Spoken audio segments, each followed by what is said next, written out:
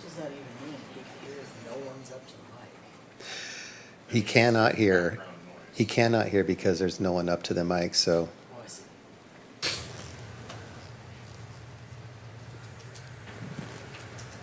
What does that even mean? He can hear if no one's up to the mic? He cannot hear.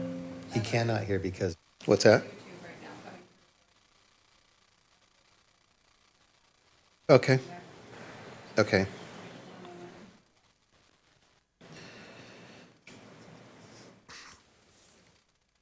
He says he's going to call you right now, Kayla.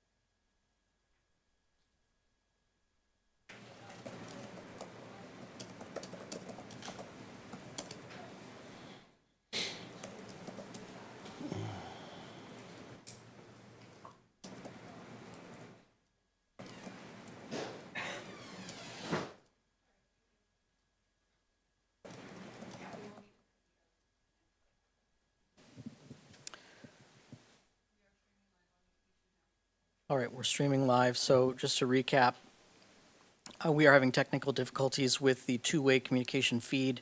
So we are able to stream but not receive input from online sources. We're going to provide a telephone number, and we are going to contact individuals through chat Correct. on Zoom if they wish to speak. We would ask that those who are on Zoom, please listen to the feed so that we can minimize duplicitous comments during the public hearing. If your concern is voiced and by another speaker, we would ask you to consider whether you need to provide duplicative information. If not, then of course we want you to watch. And if you do, we will accept your contributions, but we would like it to be expeditiously done. We also have applicants online who are going to call in as well. So we're going to start with them as part of the public hearing after staff so that they are heard ahead of any of the additional public comments. And so Kaylee will provide the phone number through the Zoom chat window, and we'll go from there. Okay? Perfect. And so I have already linked our YouTube directly to them. They can access that link right now and watch in real time. Well, about a 20-second delay. And then I've also provided that phone number where they can call in and provide their public comment. Is Amy here? Hi, Amy. Are you taking the lead on this? I can if you need to. I wasn't prepared, but Yeah, Daniel said that he just let me know that you were here. Hang on a second.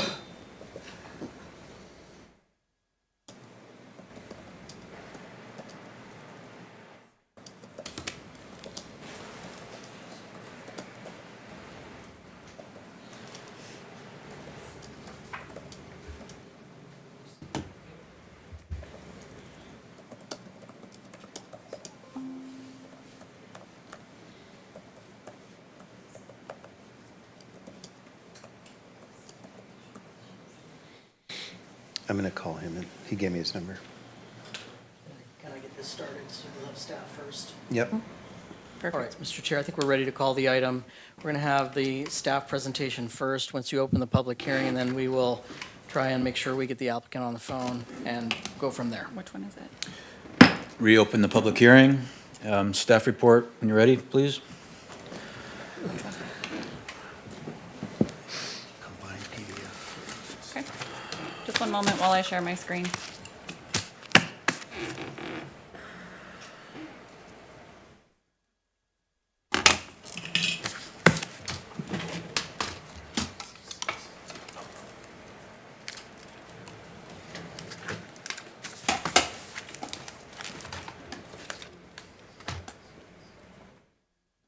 I need to go up here. Let's see what-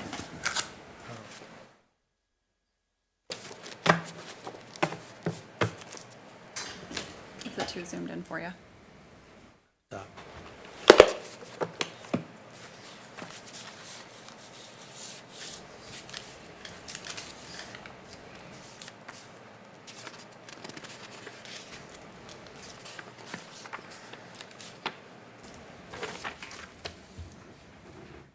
All right, here we go. This is an application for an Aegis Outpatient Treatment Center. It's the second Planning Commission session on this topic. So I'll have about probably 5 or 6 minutes here to go over the project, summarize the Planning Commission discussion from last month, describe new information that's in the staff report packet this month, and finally outline the quite a significant amount of information that's come to us and received us since Monday. The project is at the former FKO, for kids only retail building at 1121 Oro Dam Boulevard. And the slide there has the site plan. The plan is to convert half of a 5,500 square foot building into medical offices and leave the other half vacant for storage and future uses. So you can see the floor plan shows half the building converted into the medical offices. The site itself is large. It's 68,000 square feet, has plenty of parking for patients and staff. The applicant has agreed to restripe the lot and remove the 2 Connex boxes that are currently at the back of the property. An existing landscape maintenance agreement is already in existence for the property. It's been there for a while. The applicant has agreed to update and fill in the existing landscaping. The applicant will also be creating a path of travel from the front door to the new Caltrans sidewalk for wheelchair access. Signage. Yeah, unless somebody wants to see the signage, is actually not enlarged. It is a replacement of existing signs from the former use. So there's no new or larger signs contemplated, just changing the message. No sign permits are therefore needed. Applicant has also agreed to secure the trash enclosure in the rear. Operations are primarily from 5 a.m. to 1 p.m., 7 days a week, with 15 to 20 employees on staff. They will have strong security with cameras, alarms, and significant staff training. No other security staffing is anticipated. The biggest concern at the Development Review Committee in early June and the Planning Commission on June 26th was its location and whether it would collect vagrant and unhoused persons to the facility and have a chance to become a public nuisance. Applicant assured both bodies that their operations are typically quiet and isolated, do not generally generate many public nuisance or police medical calls. Clients come in, get treated at their appointed times, and leave. Secondly, there have been concerns expressed about its location on Highway 162, about the speed and quantity of traffic on that highway, and whether there would be problems entering and exiting the facility. So these are a couple of issues that were discussed at the Planning Commission and certainly will come up again. None of the 4 commissioners present in June were able to move either an approval or a denial, so the public hearing was thus continued until this evening. The building is over 500 feet from any schools or, let's see, or residences. Yeah, can you enlarge that? You for me? betcha. Thanks. So there'd be no conflict with children. There have been questions about the nearby circus that was there for a week. On the right of the circle there in the industrial area. That is a temporary use that occurs for a few days annually, so should not be a factor in deciding whether this project should be approved. So what's new in the Planning Commission packet that wasn't in it last time? There is new information by staff and applicant. There is a July 17th letter from the applicant confirming that the clients of Aegis are subject to ADA protections as a protected class, and that public perception is not a valid legal reason to deny a project. That letter is on page 23 of the staff packet. Also, Kylie Cope, our new assistant planner, has conducted some significant research on operations at other Aegis clinics, including Chico, Eureka. They also have clinics in Roseville and Tracy. Her research is on page 3 to 5 of your packet. She is also available for questions if needed. So what's new since Monday? There have been lots and lots of information provided and discussion.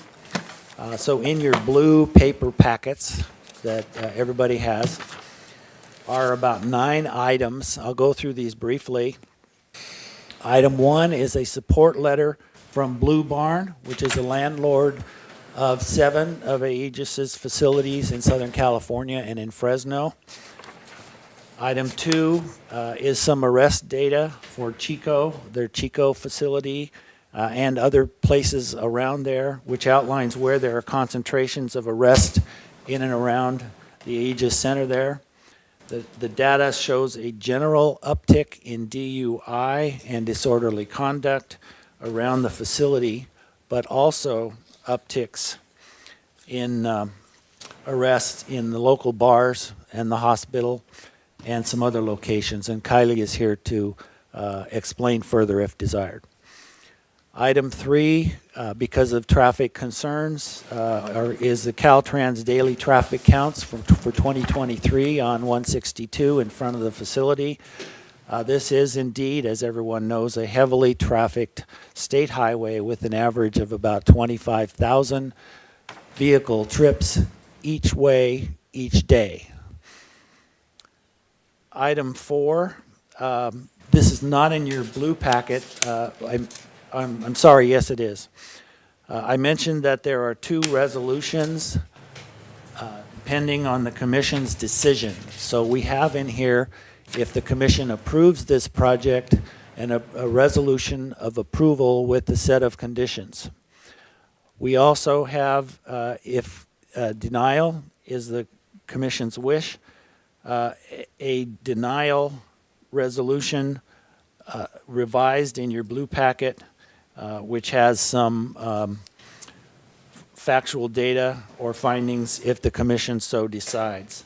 The approval resolution is on page 30 of your packet, and the denial resolution replaces the draft that's on page 34 of your packet.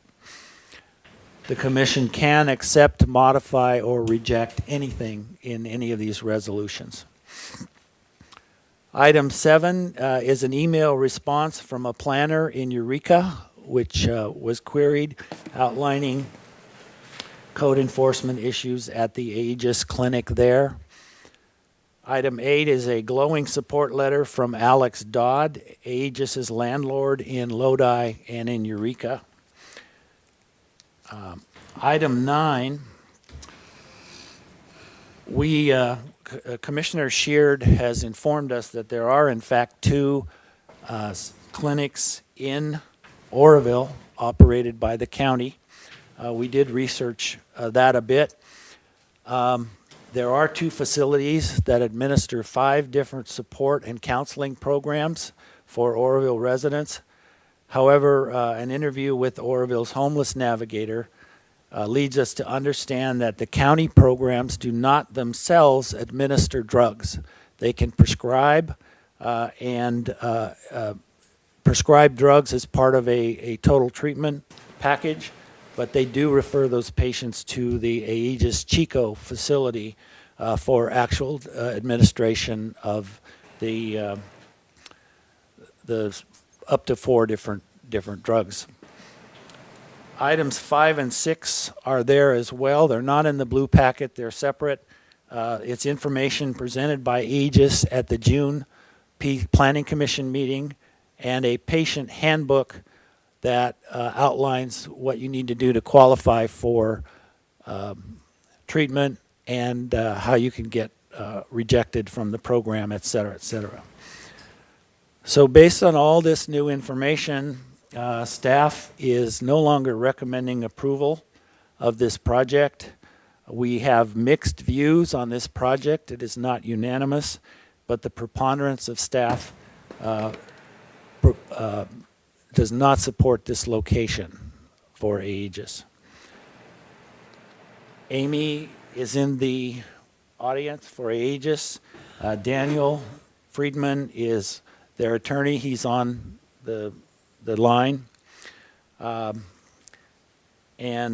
So in addition, we know that Attorney Ritchie and Chief Jason Wines are both in attendance and may answer questions if asked or may want to testify. So that's the staff introduction to this item. We're at the Planning Commission's wishes. Thank you. Would the applicant or representative from the applicant like to speak? Daniel, I've got the microphone to the phone if you'd like to speak.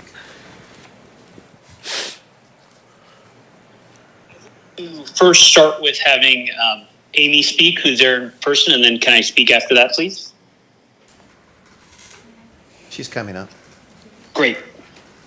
I'd just like to reserve an opportunity to speak after her. Thank you so much. Certainly.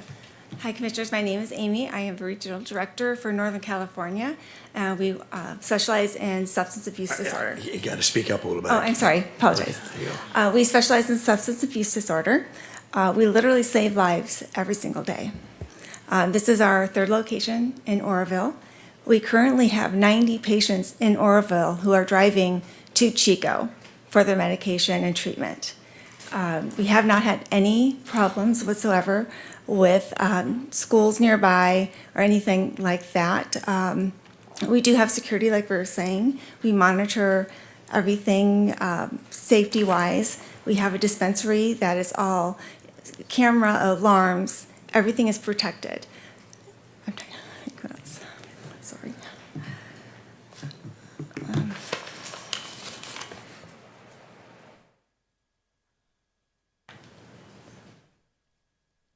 And we do fall under ADA. I don't know if that was mentioned before. We do have 2 locations, Sonora and Oxnard, that are directly right next to schools, that we have had no incidents, no problems whatsoever. I do have my VP that I can put her on the phone as well if you want a little bit more detailed information. Would that be something we can do? I can put her on the phone. Who was that? Sorry. Becca Mitchell. Kayla, I want to give her my personal cell number.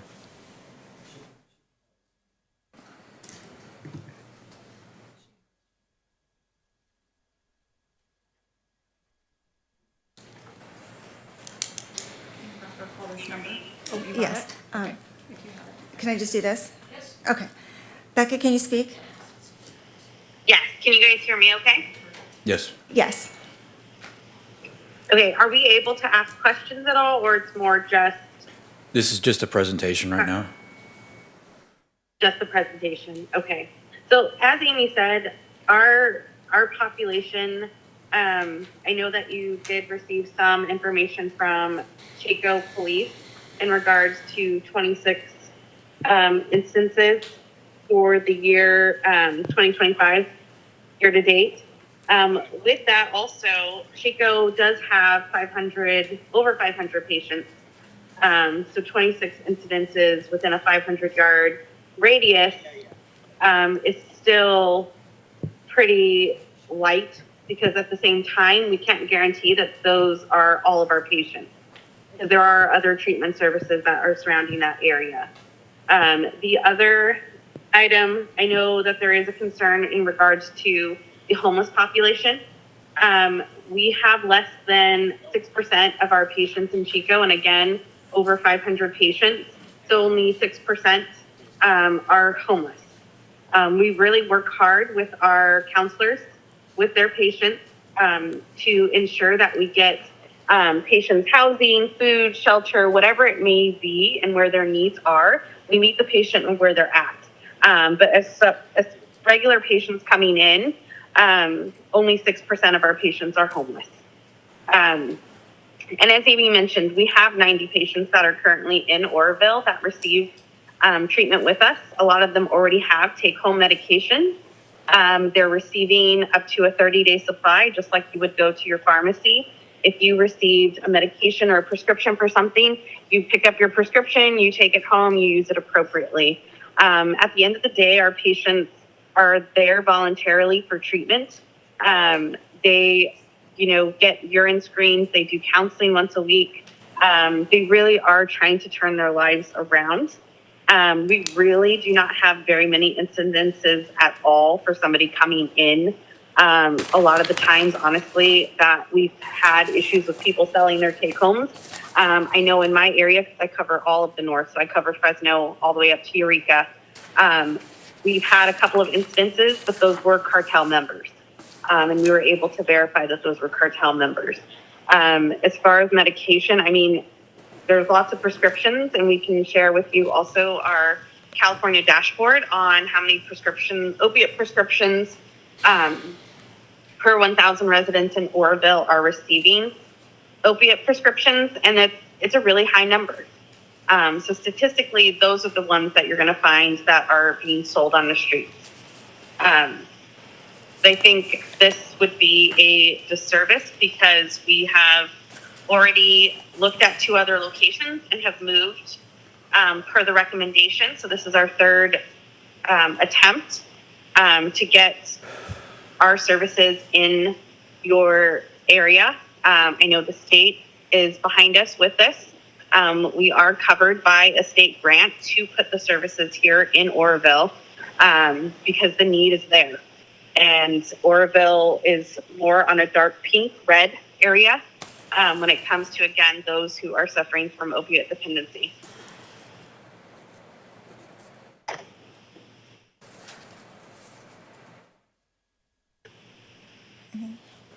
Is that it? Is that it, Becca? Yes, unless they have any other questions or want me to cover anything else. No, thank you. There may be questions later. I believe your lawyer is going to speak also. Yes, thank you. Thank you. Deanna, did you want to speak? Yes, absolutely. Go ahead. Great. Hi. Good evening, commissioners and staff. Thank you for your time. I have a few concerns I'd like to raise. First off, I'm kind of shocked and disappointed by this kind of, frankly, new turn of events in terms of the staff recommendation. The staff report that we've received has findings which supports the use and which recommends the use and which shows that the use as proposed at this site meets the required findings. There is a packet in front of you which we have not previously received, which seems to provide a resolution, presumably supported by alleged evidence, to support a motion for denial, which we frankly have not had an opportunity to review. My associate who's there, my colleague who's there, did send me a picture of one of the pages, and what one of the pages showed to me was a comment. And I really want to bring this to your attention because this is extremely concerning to me, and for due process purposes and just for fairness, both procedural and substantive. there's a statement that says between January and July 2025, the Aegis Clinic at 590 Rio Lindo Avenue, presumably in Chico, had 26 police incidences reported within a 500-yard radius. Now, what's shocking about that is that it provides zero context. If you look at a 500-yard, not feet, yard radius from this site, which I'm just doing, luckily because I have the ability to review it on my computer, there is a abandoned Kmart. There is multiple malls, multiple facilities, a gym, a bar, other medical facilities, restaurants. So to be frank, I'm shocked that this has been submitted as evidence that the Aegis use proposed and as supported by all the landlords who have commented is in some way some type of attractive nuisance, which it is not. And there's no evidence whatsoever to support a finding that it is. So I just want to raise that concern. I don't think that's fair. You know, I believe the beginning of this hearing started with a long discussion about being fair to business owners and members of the community, and for an applicant to file an application with the city's support to go through a hearing, then come back to another hearing and have evidence like this dropped on the applicant at the last minute is truly kind of remarkable in my mind, particularly given the substance of the evidence. With that, I'd like to also outline a couple points made in my letter and to open it up for questions. But first, let me say, as outlined in our letter and as noted by staff, the Americans with Disabilities Act and related laws protect individuals in recovery from discrimination, and that includes from zoning and land use decisions that are before you today. The courts have made it clear that cities cannot deny land use approvals for needed medical services, which this is, based on stigma, discomfort, or assumptions about the people being served. This facility, like all the facilities provided by Aegis Med units, are designed to provide treatment. And it's designed to provide treatment to Oroville residents, your neighbors, your community members, who are in need of medical treatment and services. Denying a permit based on unfounded fears about persons in recovery would run contrary to both state and federal laws and the public health of this community. I'd also like to remind the Commission that your task tonight is not to determine whether the project, whether you like the project or not, but whether the project meets the use permit findings outlined in your municipal code. The staff report included in your agenda packet, as I reviewed it, supported the application. The site is suitable, the infrastructure is sufficient, and there's a need for these services. The findings are clear, and we would ask the Commission to rely on the findings as originally proposed by the staff report. Third, I think it's worth highlighting that the staff report that I read showed that city staff had contacted similar cities nearby, and they did not seem to have major negative experiences with Aegis or similar uses. The letters of support that we received from our longtime landlords who leased properties to Aegis attested to Aegis's professionalism, the quality of the operations, and the fact that these facilities are maintained and responsibly managed. And then finally, and I'm surprised this wasn't raised at all in the substantive conversation that was just made, discussion that was just had. The use permit includes an express condition that allows this commission to modify or, God forbid, revoke the permit if issues such as the ones discussed at the prior hearing arise. So this safeguard ensures that the city retains full oversight and control, giving you flexibility to respond if necessary. So in closing, we believe this project meets the city standards, serves an important critical public health need, and has an operational track record and safeguards to ensure success. With that, on behalf of my client, Aegis Treatment Centers, we respectfully ask that you approve the use permit application tonight, and we're available for any questions you may have. Thank you. I believe we have speaker cards for this. There will be a time limit, and it will be displayed on the Yes. screen? So there will be a time limit. We do have several speaker cards, somewhere in the wheelhouse of around 10. We will begin with Lauren Gill and follow that with Deborah Wigley.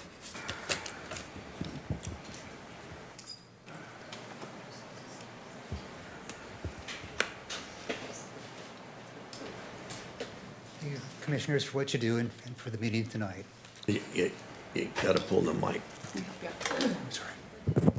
Is it on? Yep. No red light, is it on? It's on. We own the building next door right there. So my wife and I have had commercial rentals in Oroville in the city we had over 9 of them for several years. In the last couple of years, I've been trying to retire and sell them. We still have this one that's right next door to the property we're talking about. In there, it hasn't mentioned much about that. They mentioned auto repair or something like that in the letters, but these aren't auto repairs. One is the Orville Cycle. They've been there for a long time. They have sports-related things having to do with outdoor sports. And the fancy sunglasses are $300 a piece, whatever they are, all that sort of thing. Next door to them is Inside Out. It's a store that sells specialty T-shirts and so forth for all the things they have around town, the leagues and so forth. They've been there for a long time. And lastly, there's a flower shop on the very end there. So there's 3 regular commercial businesses that we think would be affected. Also, we own the property. We've owned the property for over 30 years. We've done everything there with permits. It's all up to date. Everything's good. With this sidewalk thing we just went through. What's the future going to be if this rehab place is next door to us? Who are we going to rent it to and then, at that time? I've been trying to, we just got this stuff recently. We didn't know about this meeting. We didn't know about the first meeting. But I know in cities, lots of times the owner lives upstairs and the donut shop or whatever is downstairs. What's that term called? I can't remember. But we couldn't rent it to somebody like that again or sell it. And probably we want to sell, not rent. We're trying to get out of that kind of stuff. What can I say? Sorry for my scribbling notes here. Orville, can't read my own notes. Orville Boulevard. They mentioned that it's a state highway and all that sort of thing. We all live here. State highway to where? It is a state highway. No answer, no questions about that. We all know that. But it's our main street. It's Orville. It's Orville. It's our main street. Sorry, the time has expired and the microphone had shut off. Thank you. Thank you. Up next, we have Deborah Wigley, followed by Laura Fillmore.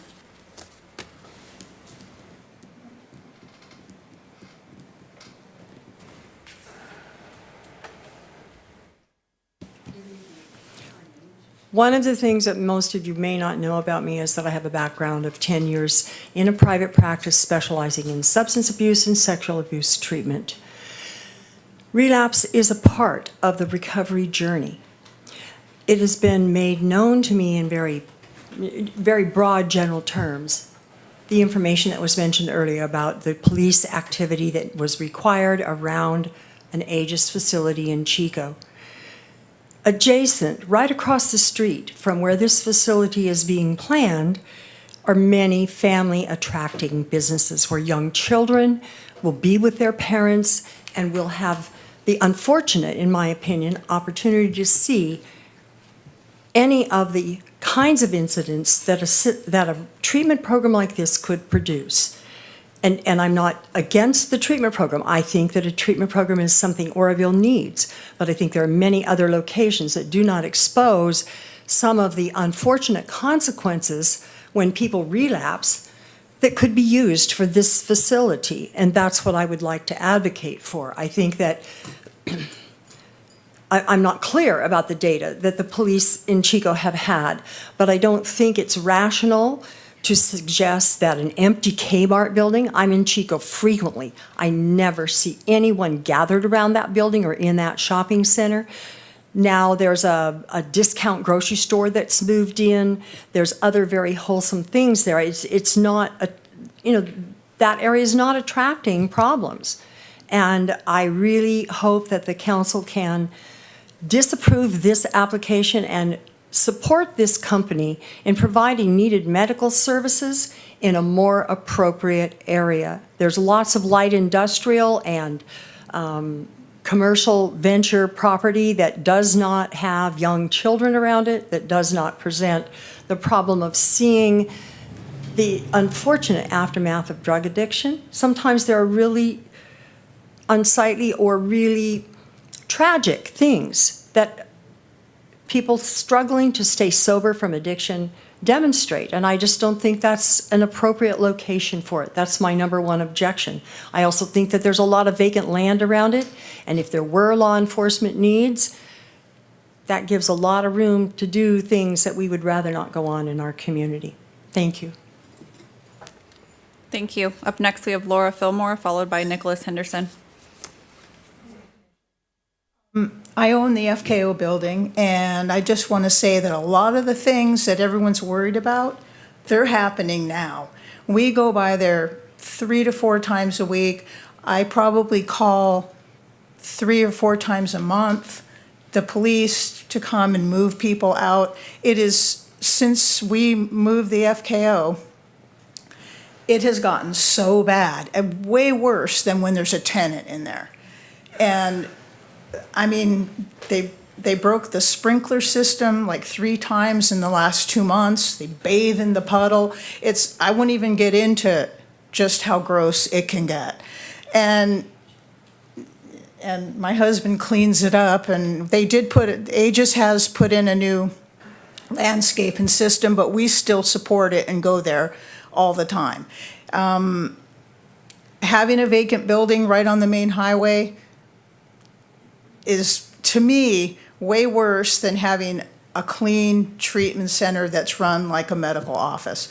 As far as the kids, I think it's way worse of a hazard now, just with what goes on there. Every time I go there, I chase someone out of there. And so I won't go on to it, but what Natalie said about our town, that all applies to this. And so I hope you approve it. Thank you. Thank you. Up next, we have Nicholas Henderson, followed by Victoria Johnson.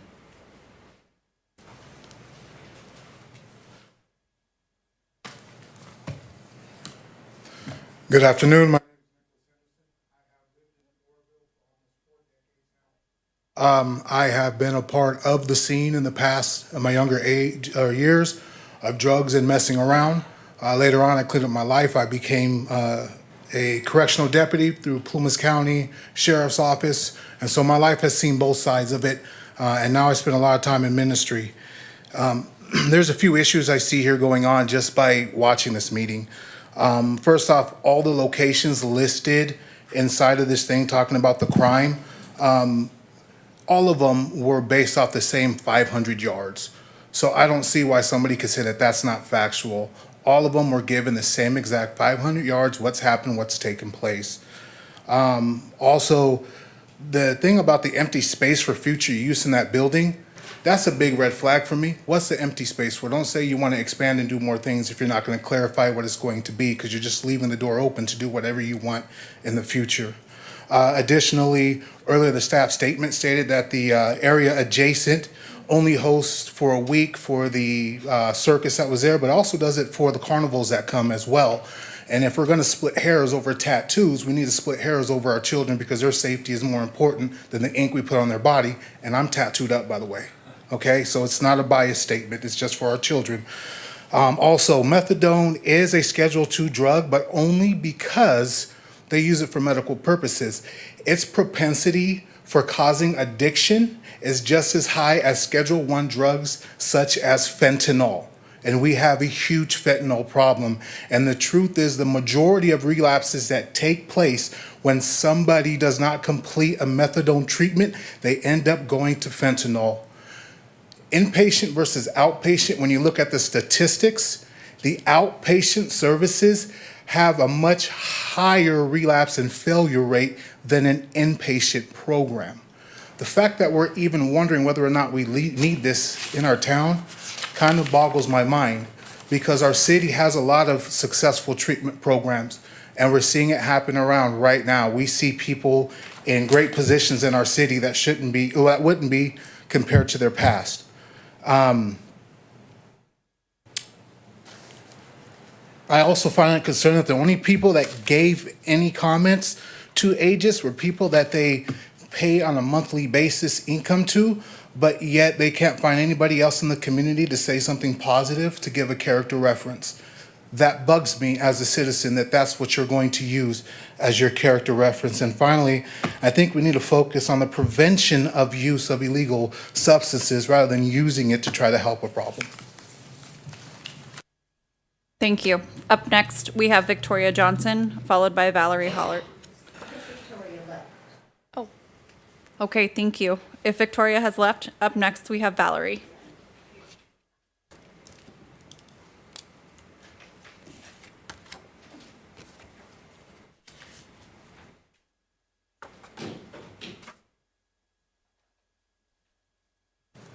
All right, I just want to start by saying, partly in response to what this gentleman just said, that our own Department of Justice says they have a lot of articles on crime reducing effect of methadone programs. It truly has been proven to overall reduce crime in our community.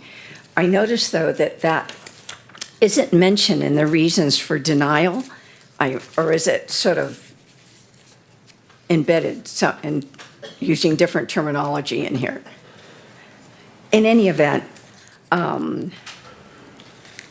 I don't think that's accurate to say that it increases crime. And I think there's many. I actually spent so much time reading up on articles, websites from National Institute of Health, the Department of Justice. I tried my best to find one that said methadone clinics actually increase crime. I could not find one. So that was interesting. I would like to just take these 3 points, talking about the limited pedestrian infrastructure, which of course is not true anymore because we have that long contiguous sidewalk now out there. So I'm not really sure what is meant by a limited pedestrian infrastructure. I know I see many, if we're talking about the homeless people here, I see a lot of them over by Applebee's, and then I see them over at Walmart. So it seems they're able to traverse these, Oral Dam Boulevard without some type of event. I watch the news every day. It's very infrequent that it gets reported that someone's been run over crossing the street. It isn't just what a lot of people think of as undesirables that use methadone.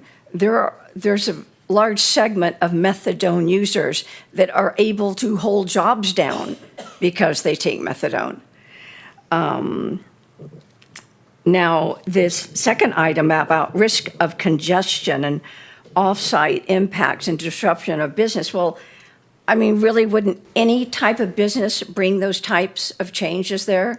Increased traffic going in and out?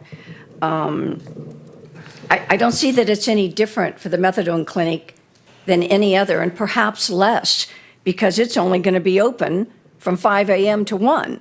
So perhaps there's less congestion with this, with their hours. And then we have, I'm sorry, time has expired. Thank you. Thank you. Up next, we have Kathy Coco-Letsos, followed by Julie Miller. Letsos. Something that hasn't been mentioned by anyone is that this clinic will provide jobs. We need more jobs in Oroville, and this clinic will provide jobs. That's one thing. Something that Valerie mentioned about the sidewalks. The sidewalks are all brand new there. They've laid them all out, and there is a pedestrian crossing down the street at the stoplights. So that isn't an issue that really needs to be contained in here.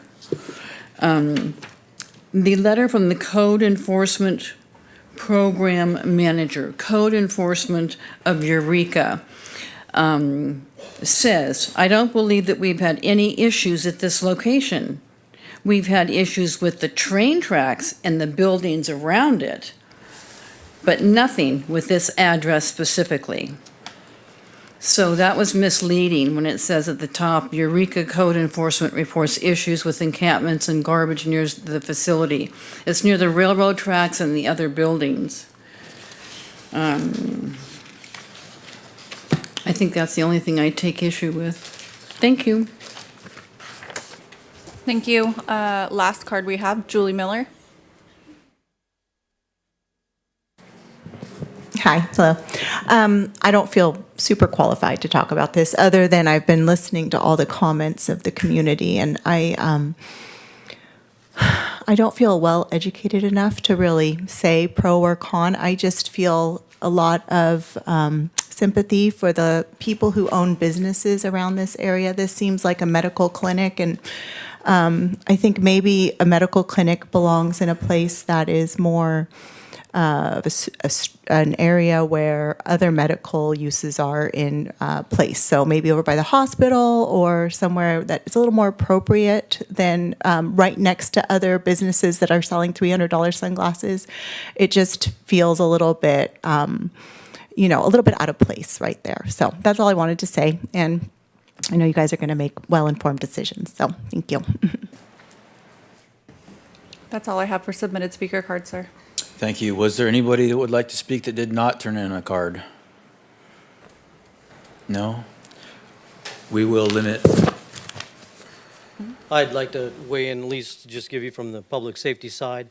I appreciate everybody's comments, but I think the only people that can speak to really what the impact of law enforcement is law enforcement. And I agree that there is an ongoing problem. My concern here is I don't know what their operations are going to be. I don't know if it's going to be a serve and leave type thing. I have grave concerns that there's a foreseeable risk that in that location. We have a high volume traffic area. We're already seeing a problem. We have a compressed windows of operation, and this is not an area where medical services are offered. This is a business district. And so I have great concerns about high volume of traffic in a compressed hour in the early morning hours where I'm already having issues. So to add more volume to that, I am just seeing problems. I'm already answering this. To answer the question, yes, we do have people getting hit on this crossing the street all the time. People do not use crosswalks. We add volume to that. I'm going to be running my guys ragged. I can't say the cause and effect here because I don't know what their operations are. I just have great concerns that I'm going to be overloading my guys more in that area. Thank you. We will close the public comment and limit discussion between commissioners and staff. Questions, comments?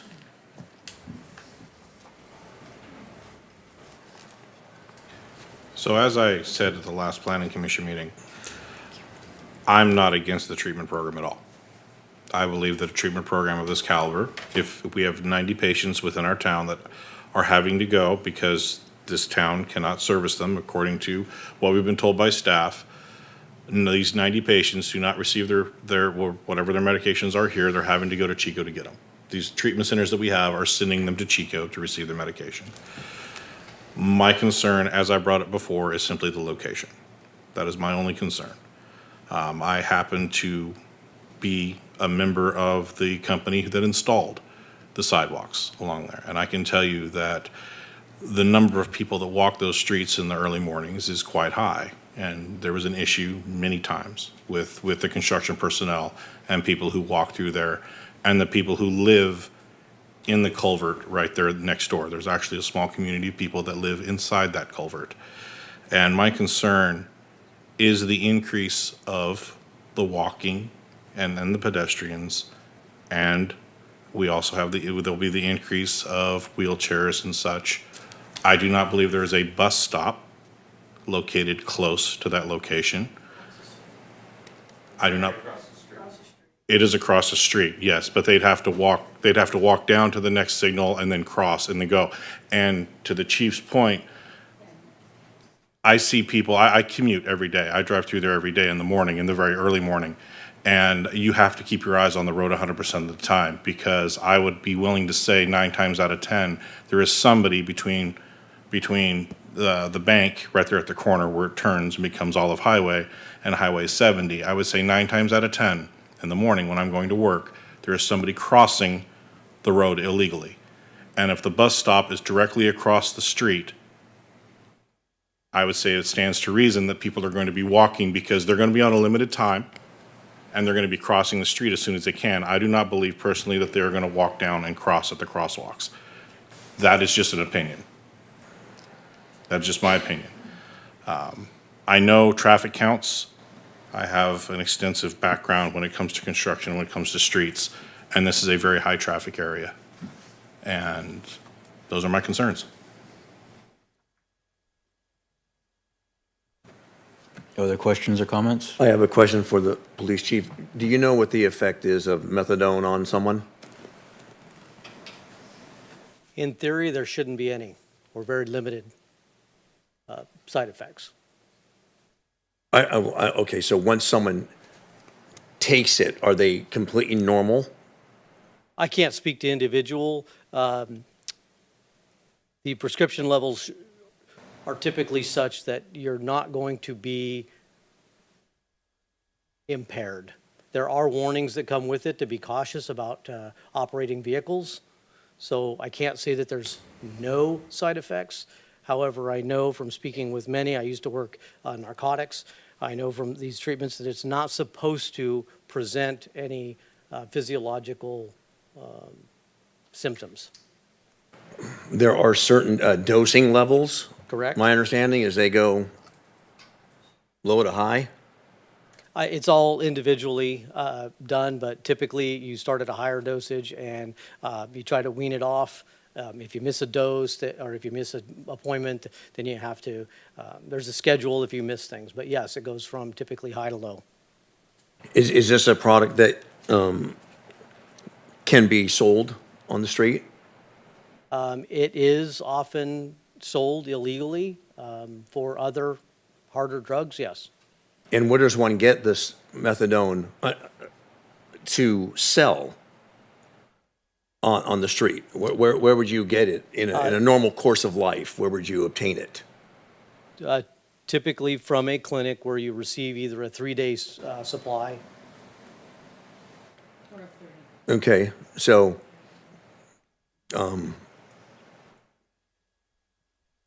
so is that a problem that you're aware of here or Chico or any area around other clinics? Have you run into that? To define it as a problem compared to the other problems I'm facing, no. Am I aware it happens? Yes. Okay. All right, that's all I have. Thank you. Other questions or comments from Commission? So this is another question for the chief. How far is Stream Charter School from this location? It's beyond the distances that Of we're 500 yards? Yeah, we're beyond. Oh, okay. Yep. Do you have issues there currently at Stream Charter School with vagrants and whatnot? We do. Do you think this clinic would add more to that area where kids are? with this clinic? I cannot speak because I don't know their client base. I don't know if they're driving, if they have people that drive them, if they take the bus. I don't know if they're walking to this. I don't know enough to really say. It's just the amount of traffic, the early morning hours, the compressed time frame. I don't know what this looks like, and that gives me this concern. Yeah, and But I have can't speak to who their client is. And I currently have called the police for issues around that school that you guys done a great job taking care of. I do not want to see any more, you know what I mean? I want to support something that's going to add Correct. potentially more issues. And I can't say to that factor whether that's going to increase or Right. not. Right. But it could, I mean, it potentially could. Well, anything could happen. yeah. I try to deal Okay. with absolutes. Yeah, sure. So anything could, but I just don't know the clientele. I can't speak to any of that. Okay, thank you very much.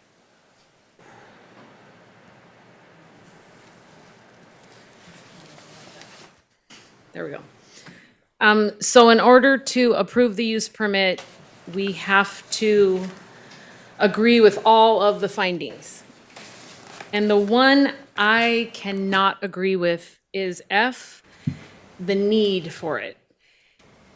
Just from a common person's perspective, and I do have loved ones who have struggled with addiction, and I do know people recovered from opioid addiction. This is one option to recovery. It's the option to recovery where you go, instead of being on a dangerous street-purchased drug, to a controlled doctor drug, but you're transferring your addiction, which I understand sometimes that is all that is left. I would say it's not the first course of action we'd like to see. I personally would love to see people actually overcome addiction. And I have seen that happen in programs right here in Oroville. There are many people that are recovered from opioid addiction because of programs that we offer. So I don't believe that this justifies need, because they can go to the Butte County treatment centers, they could go to Chico, and I believe this is just one choice and there are other ways to become recovered.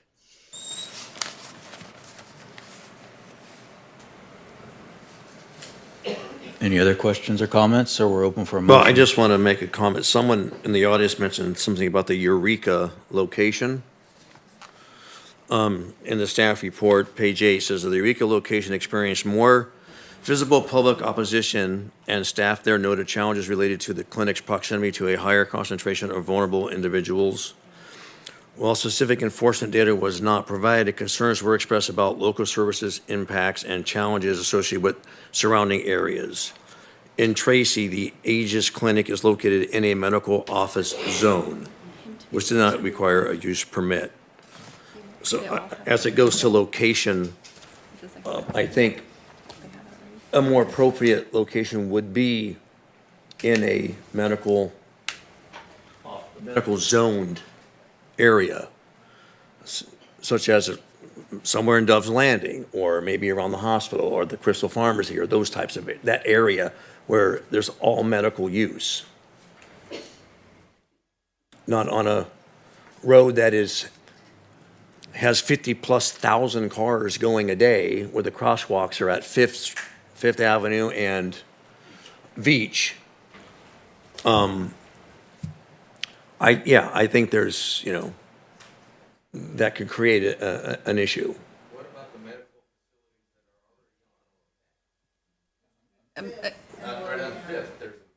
I'm sorry, we can't have rebuttal like this. It's two sides presenting. If everybody argued, we'd be here forever. We can't.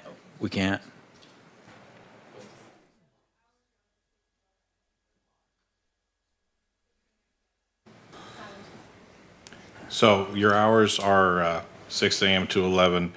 In the DRC committee meeting, it was brought up that the hours would vary as to patient needs. So you would increase your hours as there would be more patients coming in. I would like to ask a question to Aegis, just a quick question, if I may. If you would.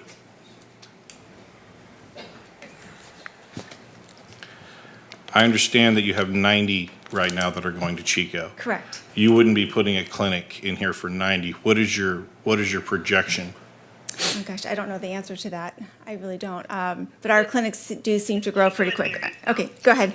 Talk it, Becca. We have 90 patients between Chico and Marysville. So we have patients coming from both sides, or two different directions from Oroville. Ideally, we would put in a clinic location. We wouldn't consider it until we reach over 150 patients. And even then, the hours then would be probably something like 5 a.m. to 1:30 p.m. or 5:30 a.m. to 2 p.m. And of the, So it would just be like an 8-hour shift. so in But an it would 8-hour be shift, Over 150 patients. approximately what's the percentage, just a rough idea, what is the percentage of daily use that you would be seeing? That there obviously very few of your clients get to take the medication home. A lot of them come in during the day. What is your single daily use number on that out of say 150? So most of our patients after the first 90 days, once they've admitted into treatment, have some sort of take home with them. Some patients can get take homes as soon as they submit their first illicit drug-free, toxicology. So we try to get patients take homes. I mean, it's just like if you would go to your doctor and get a prescription for something and take it home and take it. And I do want to be clear too, we don't just have methadone. We have methadone, buprenorphine, and we just rolled out Sublocade and Vivitrol. Right. The reason I'm bringing up the fact of the congestion and the pedestrian access and such is not because of 90 patients. My concern is 300. My concern is the fact that out of the 300 patients, now this is just my opinion, just conjecture, because I'm not a professional in this. But if you have 200 patients out of the 300 that are coming in every single day, and you can find that to even a 9-hour period, that is a lot, and it's my understanding from previous meetings at the DRC and such that these meetings can take anywhere from 10 minutes to 15 minutes. They go in, they come out, they're pretty fast. So you're talking about a very high turnaround within that 8-hour period. And that's where my worry comes with the number of people that are going to be visiting during that window of time, getting their treatment. And that's my concern. I just want to make sure you understand, I'm not looking at this like there's 90 people. I'm looking at this because you're looking at projections. I'm sure, just like when I do business with anything and when I'm planning on opening a business somewhere, I look at projections of customer base that's going to be coming. You're not going to build something for 90. So if you don't have an idea, if you didn't do a projection, that's fine. But I'm saying that you're going to be looking at a lot of patients, because I'm not saying the need in our community is not here. What I'm saying is it's just the location. And now I'm just finding out that the bus stop is directly across the street from this location. That just gives me a lot of concern for the location. That's all. Well, out of the 90 patients that we currently have, majority already have take homes. So some of them might only come in once a month, once a week. Once our standard in most of our facilities, about 70% of our patients have take homes, and they're not coming in every single day. So in the grand scheme of things, if we were to have a 300 patient facility, 70% of those patients, the norm is for them to have a take home. So they're not coming in every day. Based off of the projections, we realistically think that Oroville, our goal ultimately is to be out of business one day because we've healed and helped every single person. But Oroville, the projection is that it could potentially be a 300-person facility. In last year alone, there was over 150,000 opiate prescriptions in Butte County alone. Yeah, no, I'm like I said, I'm not denying that the problem's not there. I'm simply saying that the location for me, that it's just the location for me. That's all it is. If this was going in next to Oroville Hospital or around Dove's Landing or anything like that, where there's already bus stops, there's already people there, everybody expects it there. And you're putting this directly in the middle. And there's a difference between, in my opinion, there's a difference between this clinic and the 5th Street clinic, because the 5th Street's a medical clinic for emergencies and, the flu and pneumonia and all that. Anything serious there, they send you over to the emergency room at Oroville Hospital. So I think that there's a definite difference between this type of clinic and the clinic there. Anyway, that's all I had. I had one more question. If a patient has a primary care doctor, they could also get the prescription. They don't have to go to a clinic, right? If you had a primary care doctor, he could prescribe it for you? Usually methadone, they do not. Go ahead. Go ahead, Becca. Sorry, in the state of California, they can only prescribe Suboxone. So they would not be able to provide the 3 other medications that we. Okay, but that is an opioid treatment. Why is that? That is DEA regulations. So, I mean, we're highly governed. We're licensed by state, DEA, the counties, Drug Medi-Cal. We have private insurances. We cover most of the private insurances. So we are audited on almost a weekly basis across the board. We're also licensed through the federal government as well. So we're very heavy regulated. But according to DEA, for whatever reason, providers, private insurance, or private physicians are only allowed to do Suboxone, which is also buprenorphine.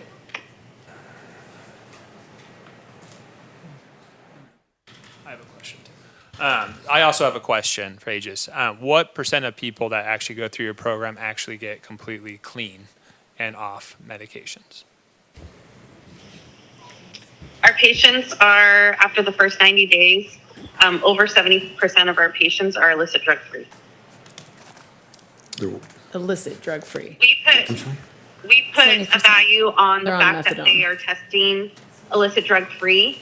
Because we do have some patients where we work for, like I mentioned last time, we have a patient who we work with Stanford, and she's in her 30s. And unfortunately, the Stanford doctor is telling us you cannot take her off of any of the medications or she will die. So, I mean, it's kind of like the same thing if you put it in perspective. If you're diabetic, you wouldn't tell a diabetic person, hey, when are you going to be off of your insulin? So for us, we measure success by testing illicit drug-free. And our urines are randomly observed. So that way we're making sure that they're not trying to cheat the system or anything like that. And then what are the odds that they can completely get off of like methadone or some sort of drug afterwards, that they can wean off of that, potentially? What is that? It varies location by location. I know Chico right now, last we looked at it this week, they had 20 patients that are currently tapering off their medication to successfully graduate. But some try and keep it. Again, we also have counseling that's part of it. So they have to be 100% ready. So we don't, we're trying to prevent relapse. Okay. And I remember we had a last meeting, we had an individual, and I don't remember the exact percent, but he said something around 6%. Does that sound right to you guys, if I remember correctly? That actually were able to completely get off this drug? Is that correct? Does that sound familiar to you guys? Correct.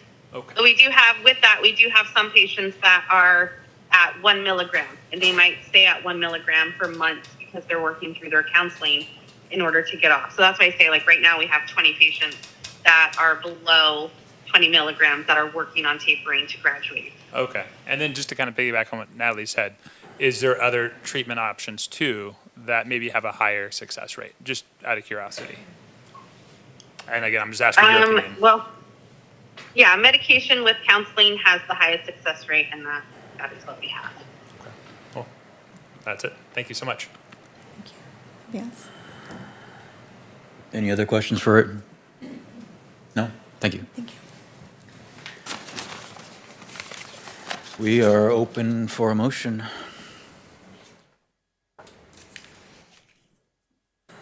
Do we have a time limit?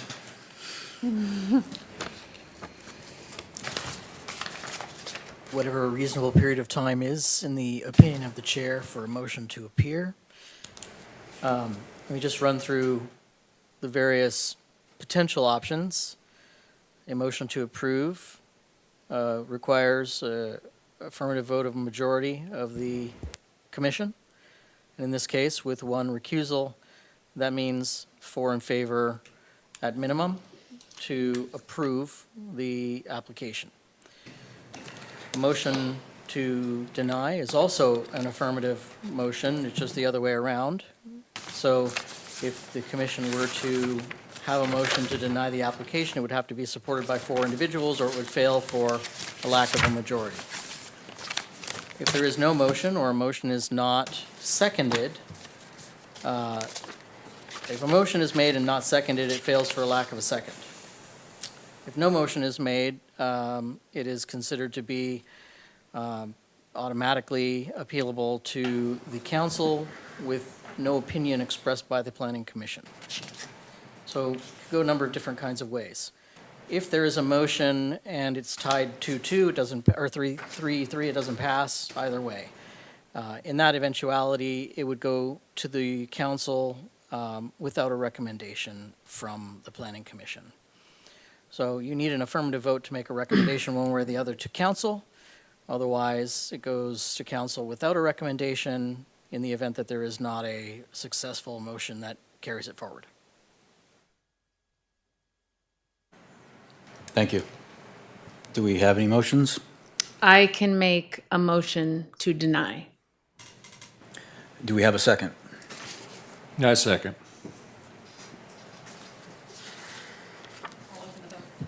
So before, can we hold off a second? So we have a motion to deny, and there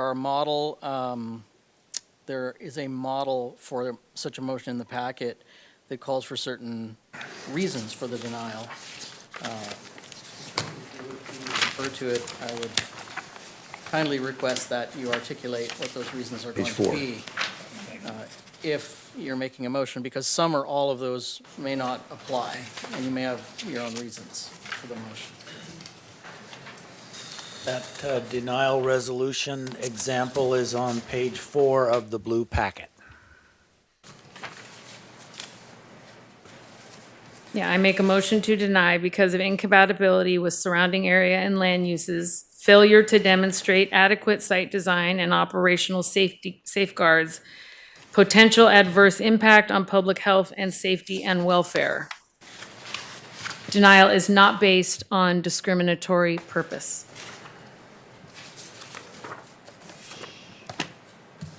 Do you still second? I second. Yes, you may open the vote. I believe that the motion and second are to approve the resolution to deny in the packet as written then. Yes.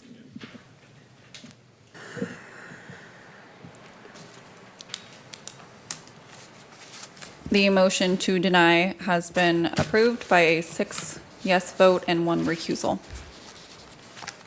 Would you like to say what the next step is going to be now? With an affirmative denial vote of this nature, the applicant has a period of time that they can express a desire to appeal the decision to the city council and be taken up within a prescribed period of time from when that application for an appeal is made.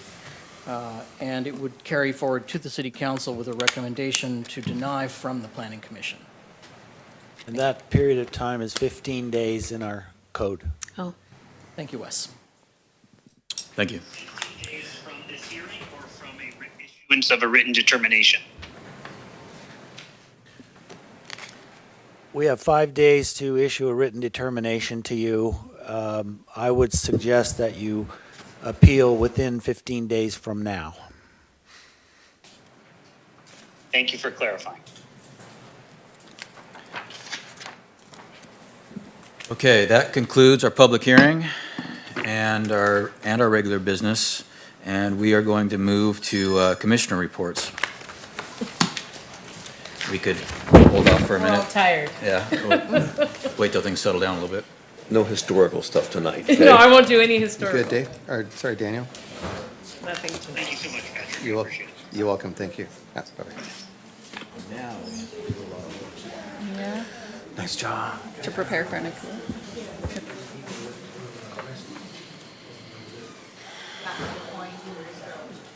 Thank you, Chief. Thank you, Chief. Not fun at all. We had something a long time ago that was very busy too, and I don't remember what it was. Okay, commissioner reports. Do we have any reports? Anyone else? John, no? No, That'll you guys come- first. Historical advisory reports? No? Well, we've been here a long time, so All we'll right. just wait All till right, next all right, month. all right, staff reports. Wasn't there something else on the agenda? We Okay. can't, yeah, 4 got canceled, Okay, good. so. You may have seen that the council approved the staff to continue working with the local, or with the developer to create a biomass facility and for the staff to create a public utility. So in the interest of time, if anyone would like to talk about this, I'll be happy to talk with you about it another time.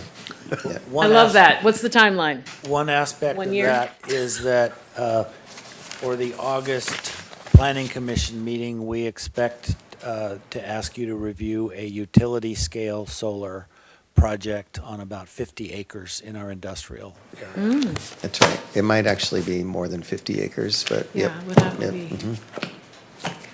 Okay. The It's related. annexation, oh, I'm sorry. No, sorry, go ahead. I was just going to say thank you, Wes, for clarifying that.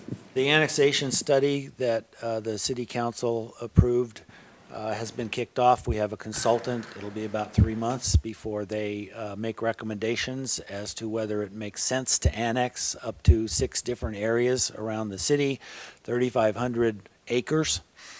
And any recommendations would have to go through the planning commission before it went to city council.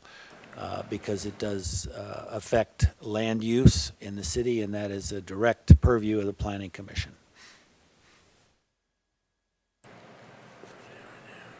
Any other staff reports? No? No? Really? All right. We will adjourn to September 28th, 2025 at 6 PM. September? Sorry, that's what the thing. We're getting that's what August the- off. That's what the meeting It does? says, so, yeah. Oh, okay. August, all August. right. I thought we were on vacation.